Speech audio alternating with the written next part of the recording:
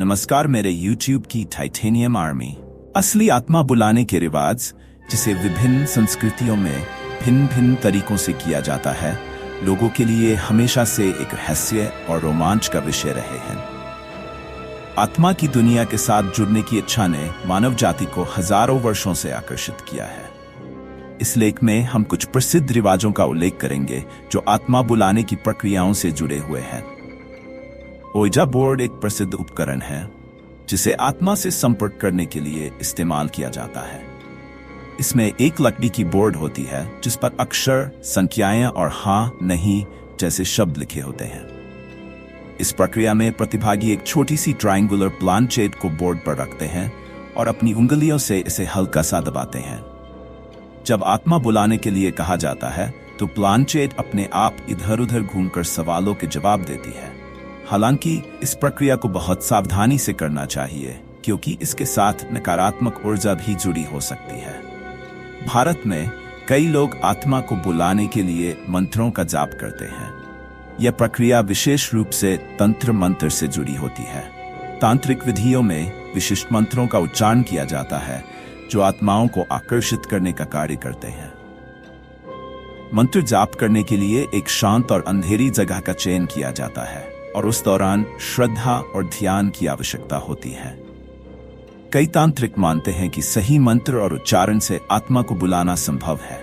अग्नि पूजा भी एक लोकप्रिय रिवाज है जिसका उपयोग आत्माओं को बुलाने के लिए किया जाता है। इस प्रक्रिया में अग्नि को केंद्र में रखकर चारों ओर सामग्रियां रखी जाती हैं, जैसे घी, चावल, फूल आदि।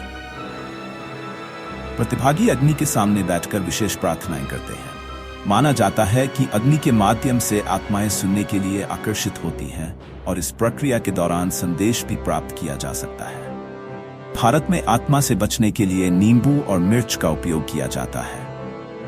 कुछ लोग मानते हैं कि नींबू और मिर्च को घर में लगाने से नकारात्मक ऊर्जा दूर रहती है। वहीं आत्मा बुलाने के समय यह सामग्री एक विशेष भूमिका निभा सकती है। आत्मा को बुलाने के बाद अगर कोई नकारात्मक प्रभाव महसूस होता है तो नींबू मिर्च का प्रयोग करके उसे भगा दिया जाता है।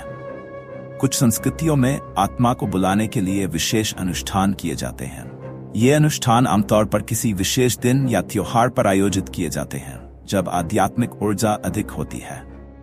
इसमें विशेष रूप से आहुतियां, बलिदान और धार्मिक अनुष्ठान शामिल होते हैं। यह प्रक्रिया लंबे समय तक चल सकती है और इसमें कई लोग भाग लेते हैं। कुछ लोग आत्माओं को बुलाने के लिए श्मशान भूमि का प्रयोग करते हैं जहां मृतकों की अंत्येष्टि की जाती है। यह स्थान अंधकारमय और रहस्यमय होता है जिसे आत्मा आसानी से आकर्षित होती है। लेकिन इस रिवाज के साथ बहुत सावधानी बरतने की सलाह दी जाती है क्योंकि यहाँ नकारात्मक शक्तियों का भी प्रभाव हो सकता है। आध्यात्मिक साधना और ध्यान का भी इस प्रक्रिया में बड़ा हाथ होता है। कई लोग ध्यान की स्थिति में बैठकर आत्मा को बुलाने की कोशिश करते हैं। इसके लिए एक शांत वातावरण में बैठकर मानसिक रूप से आत्मा से जुड़ने का प्रयास किया जाता है।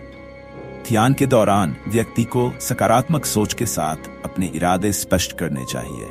आत्मा बुलाने के रिवाज एक रहस्यमय और जटिल प्रक्रिया है जो कई संस्कृतियों में प्रचलित।